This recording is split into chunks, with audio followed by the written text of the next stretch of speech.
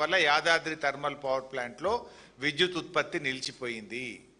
Bhadradri thermal power ప్లాంట్లో 270 మెగావాట్ల power ప్లాంట్లో విద్యుత్ ఉత్పత్తి నిలిచిపోయింది. అంటే బొగ్గు కొరత వల్ల కొంత, నిర్వహణ వైఫల్యం వల్ల కొంత, ఇవాళ రాష్ట్రంలో విద్యుత్ ఉత్పత్తి ఆగిపోయి అప్రకటిత కోతలకు నిలయంగా ఈరోజు తెలంగాణ మారింది. మొత్తం నిజంగా ఈరోజు అసలు విద్యుత్ కోత ఎందుకు ఉండాలండి? ఇదేం సీజన్ కాదు, ఎండాకాలం అంతకంటే కాదు. వాస్తవానికి లోడ్ కూడా హార్డ్లీ 15,000 మెగావాట్లు ఉంది. మన రాష్ట్రంలో చూస్తే మన 7,000 మెగావాట్లు థర్మల్ విద్యుత్తు స్థాపిత సామర్థ్యము, 5,000 మెగావాట్లు సోలార్ సామర్థ్యము, మరో 3-4 మెగావాట్లు 3-4 మెగావాట్లు సెంట్రల్ గవర్నమెంట్ నుంచి కూడా మనకు వస్తుంది. సరిపడా విద్యుత్ సామర్థ్యం కలిగి ఉన్న తెలంగాణ, కానీ మీ నేరపూరిత నిర్లక్ష్యం వల్ల, బొగ్గు నిల్వలు లేకపోవడం వల్ల, నిర్వహణ వైఫల్యం వల్ల ఇవాళ కరెంటు ఉత్పత్తి జరగడం లేదు.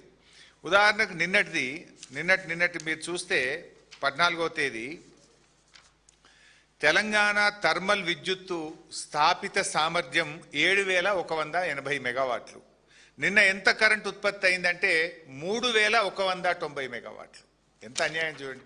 స్టేషన్ వైజ్ కూడా పెట్టాం మీకు. మన కెపాసిటీ ఉంది తెలంగాణకు 7,180 మెగావాట్ల విద్యుత్ ఉత్పత్తి చేసే సామర్థ్యం తెలంగాణ రాష్ట్రానికి ఉంది. ఇది గౌరవ కేసీఆర్ గారు బీఆర్ఎస్ ప్రభుత్వం చేసిన కృషి. 4,000 మెగావాట్లు యాదాద్రి చేసినాము, అక్కడ భద్రాద్రి చేసినాము.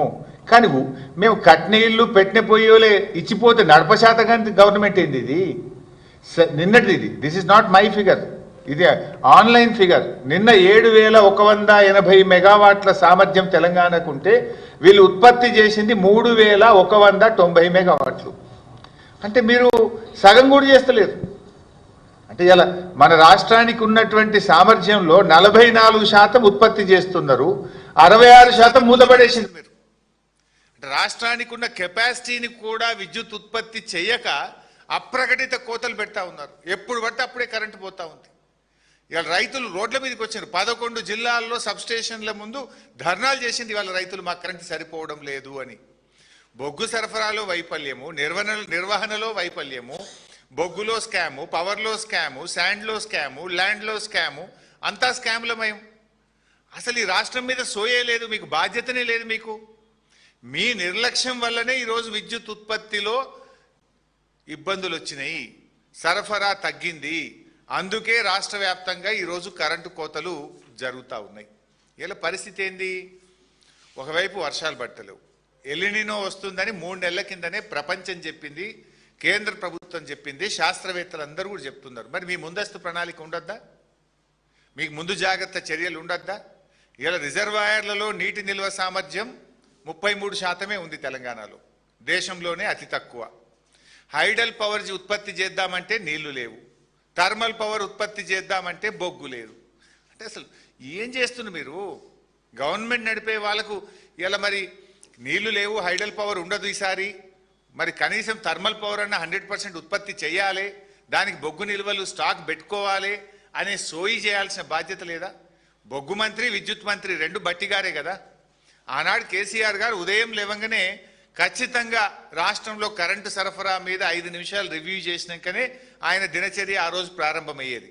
కానీ ముఖ్యమంత్రికి, ఉప ముఖ్యమంత్రికి కనీస సోయి కూడా లేకుండా పోయింది. అందుకే ఇలా ఎడాపెడా కోతలు.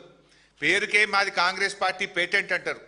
నిజంగా 24 గంటల విద్యుత్తు రైతులకు ఎక్కడన్నా వస్తుందా? 8 గంటల విద్యుత్తు కూడా ఇలా తెలంగాణ రైతాంగానికి రావడం లేదు. కరువు వస్తుందని ఎప్పటి నుంచో చెప్తున్నా కూడా ఈ ప్రభుత్వానికి నీళ్లు ఎత్తడం మీద ధ్యాస లేదు, విద్యుత్ ఉత్పత్తి మీద ధ్యాస లేదు. వీళ్ళ ధ్యాస అంతా దేని మీద అంటే కమిషన్ల మీద, కొట్లాటల మీద తప్ప ఇవాళ ప్రజల మీద, రాష్ట్రం మీద, విద్యుత్ ఉత్పత్తి మీద, గోదావరి జలాలు ఎత్తడం మీద వీళ్ళకి ధ్యాస లేకపోవడం వల్లనే రాష్ట్రంలో ఈరోజు ఈ ఇబ్బందులు వస్తూ ఉన్నాయి. ఇవాళ మెదకు, సంగారెడ్డి, సూర్యాపేట, కరీంనగర్, ఆదిలాబాదు, వరంగల్, బట్టిగార్ జిల్లా, ఖమ్మం, ఇట్లా అన్ని జిల్లాల్లో కూడా రైతులు రోడ్ల మీదకి వచ్చినారు. కరెంటు ఇలా రైతులకు 7-8 గంటల విద్యుత్ సరఫరా కూడా ఈరోజు జరిగినటువంటి పరిస్థితి లేదు. ఒక్క నిమిషం ఆ వీడియో కూడా, రాష్ట్ర వ్యాప్తంగా జరిగిన ధర్నాలు ఈరోజు జరిగిన వీడియో కూడా మీకు 1 మినిట్ చూపిస్తాం. 8 గంటల కరెంటు